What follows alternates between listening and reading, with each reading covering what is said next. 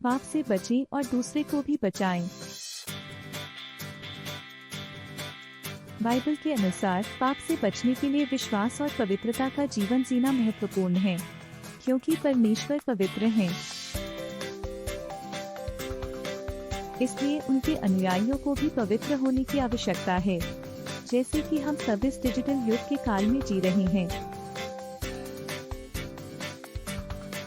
और हमें Facebook, YouTube और बहुत सारी जगहों पर मन को लुभाने वाले और आंखों को ललचाने वाले फोटो और वीडियो सब देखने को मिलता है, जो मनुष्य को बहकाने में पर्याप्त है। इसलिए बुरी चीजों को न देखें तो ही आपके लिए बेहतर होगा। इसके साथ साथ इस युग के कुछ लोगों की वेशभूषा और चाल चलन भी किसी के लिए पाप का कारण बन जाता है। इसलिए चाल चलन, उठने बैठने, बोलने सुनने, खाने पीने, देखने ताकने और पहनने ओढ़ने में सावधानी बरतना बेहद जरूरी है, क्योंकि किसी व्यक्ति का एक गलत कदम और एक गलत हरकत दूसरे लोगों के लिए पाप या ठोकर का कारण बन सकता है। क्योंकि एक गलत हरकत और गलत कदम से सिर्फ बाहर के लोग ही नहीं, बल्कि घर के लोग भी परेशान होते हैं।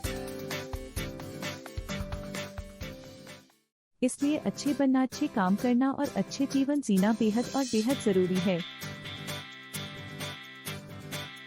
देखिए, रोमियो 6 के अनुसार लोगों को पाप के लिए नहीं बल्कि अच्छे कामों के लिए जीवित रहना चाहिए, क्योंकि जो यीशु मसीह पर विश्वास करता है या बपतिस्मा लिया है, वह पाप के लिए मरा हुआ और अच्छे कामों के लिए अर्थात परमेश्वर के लिए जीवित रहना चाहिए। हमें पाप का दास नहीं बल्कि धार्मिकता का दास बनना चाहिए, यानी प्रभु यीशु मसीह के वचन, शिक्षा और आज्ञाओं का पालन करना चाहिए। पाप का परिणाम मृत्यु है, यह तो सबको पता है, फिर भी लोग पाप करते रहते हैं, क्योंकि हमारा शरीर इस संसार का है। परंतु यह भी समझना चाहिए कि हमारी आत्मा इस संसार का नहीं है। इसलिए ऐसा काम करें जो उसका फल मृत्यु नहीं अनंत जीवन हो, क्योंकि पाप शरीर और आत्मा दोनों की मृत्यु का कारण बनता है। इसलिए रोमियो 6:23 इस प्रकार कहता है, पाप की मजदूरी तो मृत्यु है, लेकिन परमेश्वर का वरदान हम लोगों के लिए अनंत जीवन है। सच बात तो यह है कि इस संसार में धर्मी और अधर्मी दोनों को मरना है, परंतु यहाँ पर सही और सटीक तरीके बता दिया गया है कि पाप करने के पश्चात जब भी किसी की मृत्यु होगी तो उस मृत्यु सिर्फ शरीर का ही नहीं बल्कि आत्मा का भी होगा,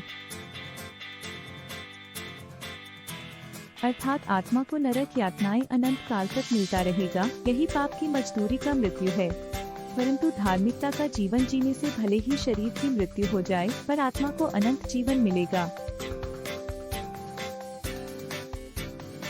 इसलिए दोस्तों, पाप को छोड़ो, धार्मिकता को पकड़ो और सच्चाई और ईमानदारी से जीवन जीते रहो। धन्यवाद।